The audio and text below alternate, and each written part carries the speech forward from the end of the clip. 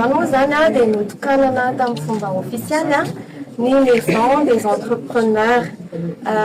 maison de la PME de Walou, des nouvelles maisons des entrepreneurs, bientôt les fiuvana, des Mbaoutafa ou Tafangonota Wolzania, ni Panjara, nan Kelia, nan Etenatena, nan Libe, Ahi les fiuvana Kua. Eo amin'ny sehatra izay hiasana mihitsy sy mifantoka eto Antananarivo irery intsony fa manerana ny Madagasikara. Dia ny tantsofoka izay omenay dia ho an'ireo mpandraharaha na efa tafiditra ao anatin'ny sehatry ny ara-dalàna na ireo izay mbola andalana satria ny tanjona anay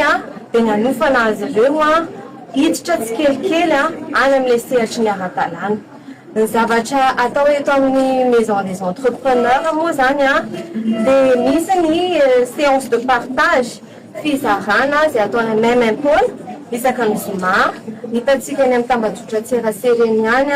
ny programa dia Maimaimpoana ozy izy teo afaka tonga daholo ny mpandraharaha rehetrarehetra ary ny thème izay entinay dia tena mahaliana. Misy ireo institution ohatran'ny DGI, DPM, misy institution isan-karazany tsy tamisaiko angambany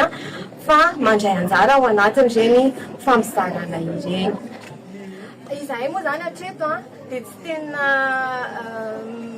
miditra loatra amin'ilay resaka hoe mpikambana fa ny anay zany dia omenay malalaka araka ilay efa nolazaiko teo na client na tsy client tsy voatery client any bread fa na tsy client arana dia afaka tonga aty aminay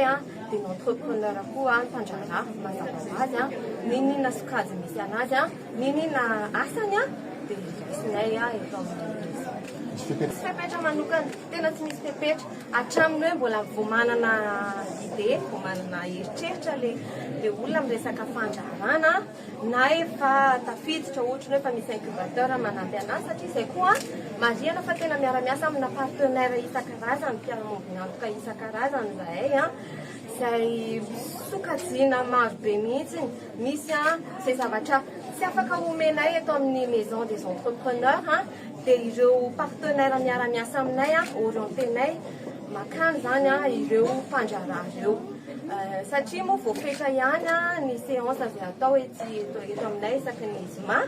dia avy eo izy ireo afaka miresaka amin'ireny partenaire izay manao